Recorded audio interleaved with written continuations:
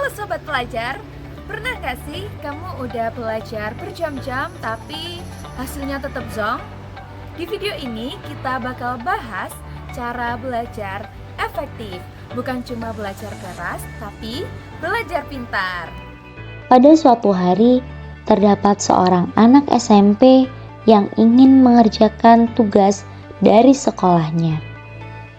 Dia mulai membuka laptop yang ada di meja belajarnya, membuka buku catatan, dan mulai menulis tugas dengan semangat.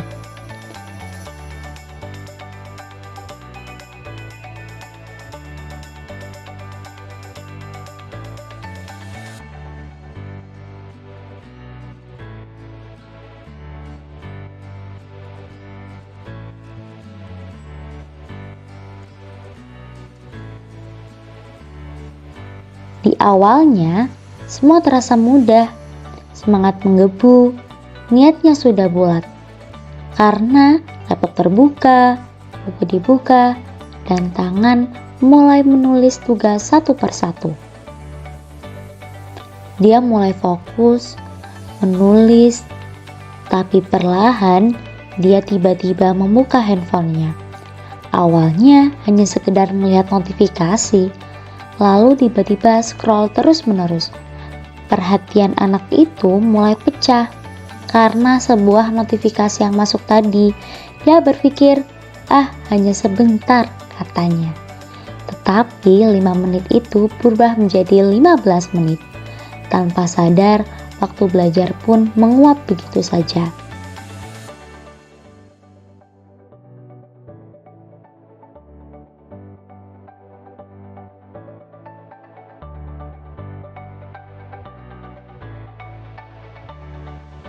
Apakah kamu pernah mengalami hal yang sama?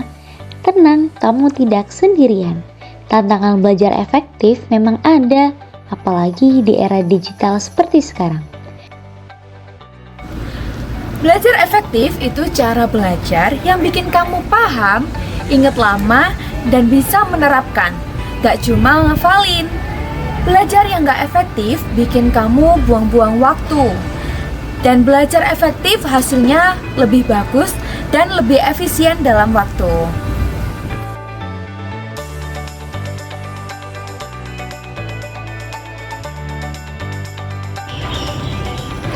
Kunci utama belajar efektif ada 2, faktor internal dan faktor eksternal.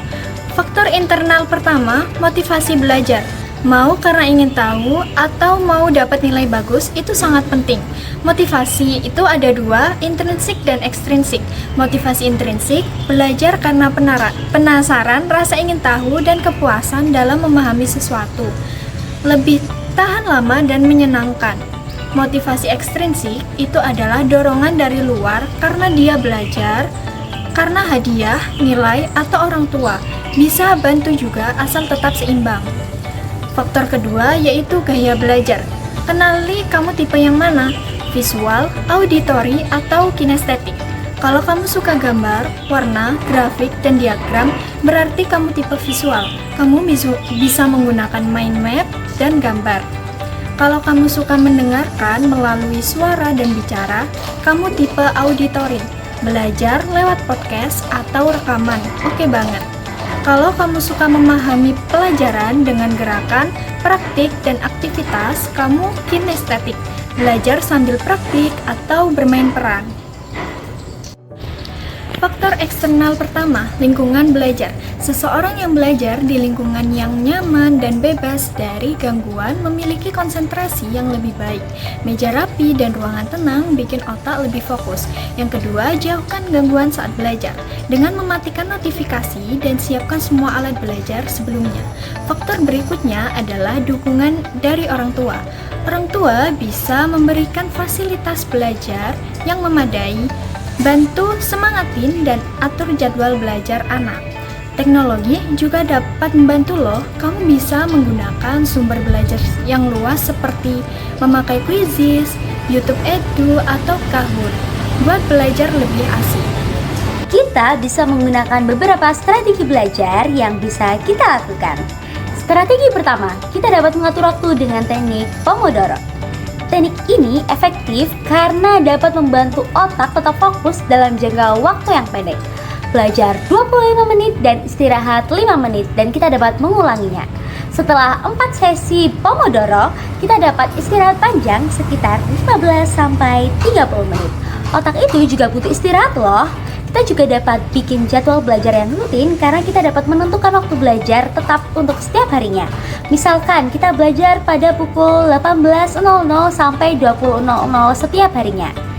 Sisipkan waktu untuk istirahat, aktivitas fisik, dan hiburan agar tidak burn out. Gunakan Eisenhower Matrix buat prioritaskan tugas, biar nggak keteteran dan nggak stres. Kita dapat mengatasi strategi selanjutnya yaitu dengan adanya strategi active recall. Strategi belajar yang menantang otak untuk mengingat informasi tanpa melihat catatan atau buku. Coba tutup buku lalu ucapkan apa yang kamu ingat dari apa yang kamu baca. Oke, strategi selanjutnya ada practice testing. Strategi belajar yang menantang otak untuk mengingat informasi tanpa melihat catatan atau buku. Kerjakan soal latihan atau flashcard lebih efektif daripada membaca ulang materi karena dapat meningkatkan kemampuan berpikir kritis dan menyiapkan mental untuk ujian yang sebenarnya.